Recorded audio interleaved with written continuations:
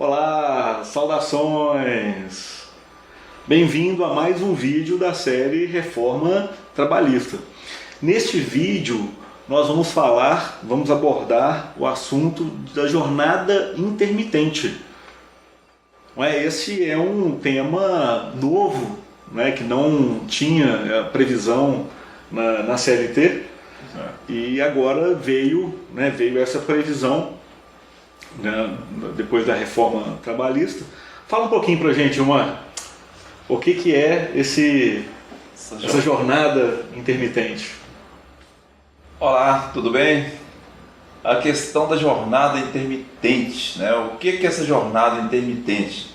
Seria aquele tempo que o empregado é uma nova modalidade, onde o empregado vai trabalhar algumas horas para o empregador, de acordo com a necessidade dele. Qual foi o objetivo dessa jornada intermitente? Vamos pontuar aqui.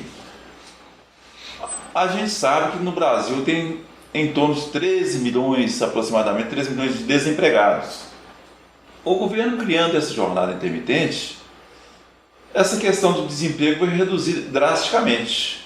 Mas acaba que essa redução muitas vezes vai acontecer só nas estatísticas, na prática não. Porque a jornada intermitente, o profissional, o trabalhador ali, ele vai ser um trabalhador de carteira assinada.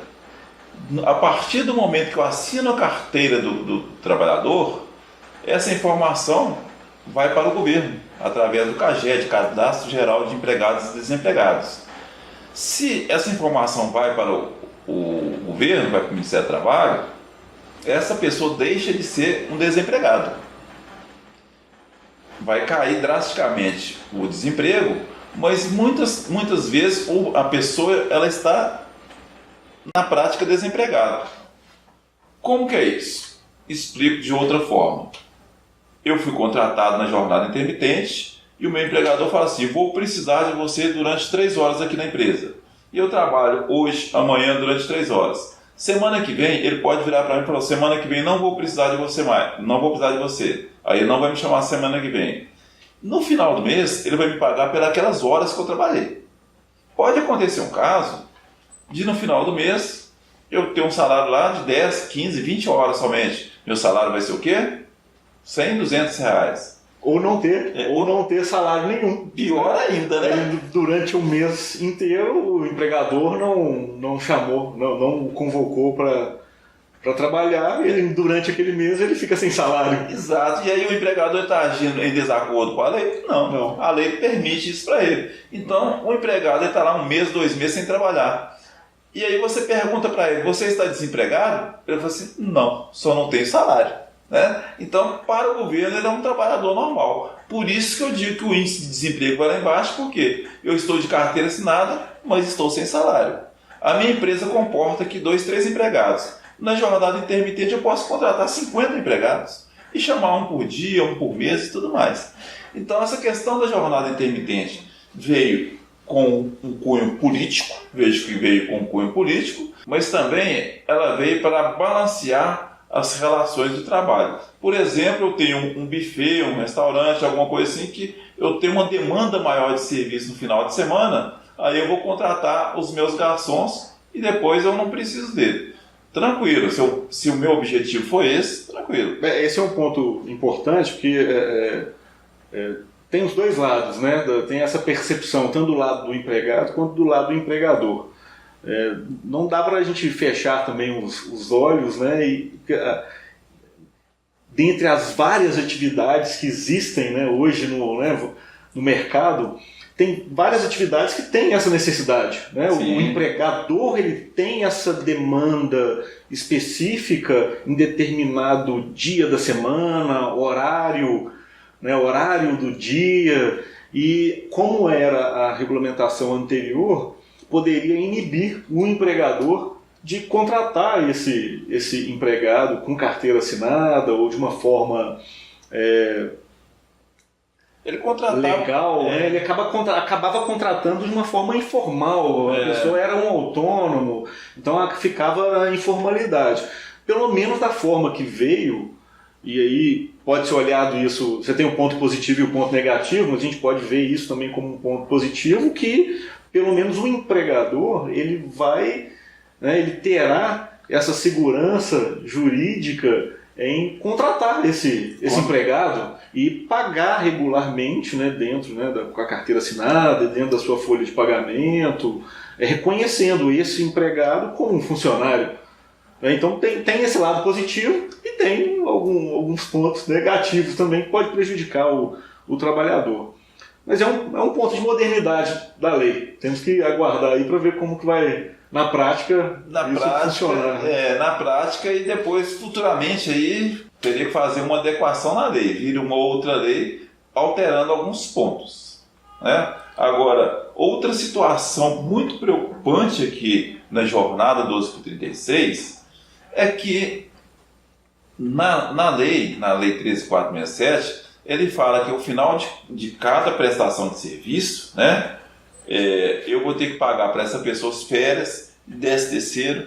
Então todo mês eu vou ter que pagar férias proporcionais, 10º proporcional. Então a lei ficou bem clara nesse sentido, que todo mês eu pago férias e 10º, e no mesmo texto legal ele trata que ao final de um ano a pessoa vai ter direito a férias. Se eu estou pagando mensalmente, como é que ele vai gozar as férias depois? Então isso aí é um ponto polêmico que ficou no ar, né? Então ficou uma interrogação nessa parte da lei. Outro problema bastante polêmico, né? Vamos falar sobre a previdência dentro da reforma trabalhista. Porque a previdência, tanto o INSS, eu não posso separar o direito do trabalho com o direito previdenciário. Sim. Então eles são ali como que fosse casado, né? Direito de trabalho e direito previdenciário. Por isso que a carteira de trabalho é carteira de trabalho e previdência social. Quando eu falo da jornada intermitente, eu tenho que verificar o seguinte: o que mudou aqui quanto à previdência? Auxílio-doença. Um empregado normal, se ele ficar doente, até 15 dias o empregador paga, a partir do 16º por conta do INSS. No trabalho intermitente é igual ao autônomo. A partir do primeiro dia que ele ficar doente, ele já recebe direto do INSS. Então, um dia de trabalho ele vai receber do INSS. Outro ponto vai ser o salário maternidade. O salário maternidade dela vai equiparar a da empregada doméstica. Ela recebe direto lá na Previdência.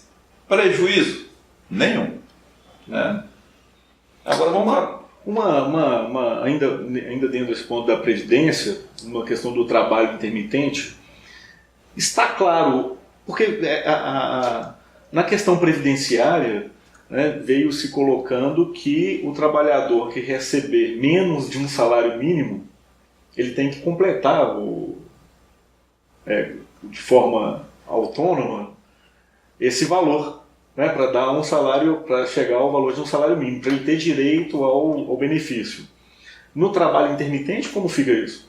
Seguinte, então, do autônomo, né, como o Leonardo aqui já disse, o autônomo que presta serviço para uma empresa, prestei um serviço lá e naquele mês eu ganhei R$500, eu tenho que complementar até os 937, que é o salário mínimo, para fazer jus aquele mês para os meus benefícios previdenciários. Para o empregado da empresa, até antes da reforma não, e a partir da reforma, aí a gente não entra, não é só na questão do intermitente, é qualquer contrato que o empregado ganha menos do que um salário mínimo, ele vai ter que complementar. Vamos dar um exemplo aqui que acontece demais nas empresas. O empregado ele ganha um salário mínimo. Todo mês aquele salário mínimo ele serve para tempo de contribuição, serve para auxílio-doença, maternidade e tudo mais. Mas vamos supor que essa pessoa ela faltou um dia de serviço. Se ela faltou um dia de serviço, naquele mês ela não vai receber um salário mínimo, ela vai receber R$900, por exemplo. Se ela vai receber um valor menos do que um salário mínimo, ela vai ter que complementar. Olha o tamanho do problema que nós vamos ter. Empregada doméstica. Tem muito empregado doméstico que recebe menos que um salário mínimo porque ela trabalha meio horário. Ela pode receber? Pode, está dentro da lei que ninguém pode receber menos que o salário mínimo, seja mês, dia ou hora. Mas se meu empregado doméstica ela trabalha para mim lá uma jornada reduzida, eu vou pagar para ela por hora, apurar as horas, todo mês eu pago para ela R$500. Estou dentro da lei. Muitos empregadores eles não têm conhecimento da lei e os empregados domésticos também não. Minha empregada trabalha para mim há 20 anos. Depois de 20 anos ela vai aposentar. Chega lá no INSS, a partir dessa lei, chega lá no INSS, o INSS vai simplesmente falar para ela assim: não, você não tem direito porque esses 20 anos aqui você não é um contribuinte do INSS. Ela só vai saber disso 20 anos depois. Né? Então, é uma coisa que a gente tem que estar bastante preocupado, porque isso é responsabilidade do empregado de pagar esse complemento, seja qualquer tipo de empregado, qualquer tipo de contrato. Mas eu, como empregador, se eu tenho conhecimento da lei, eu tenho que passar isso para o meu empregado. Verdade. É porque para ele saber que ele tem que complementar. E aí veio a lei e colocou esse encargo para o empregado, não para o empregador. Caso o empregador queira pagar, ótimo, né? Parabéns para ele. Mas o empregado ele tem que estar atento, porque senão ele vai... Esse é um outro ponto bastante polêmico que gera um outro vídeo específico, né? Sobre esse assunto, né? Exatamente. E no trabalho intermitente também vai ter esse problema.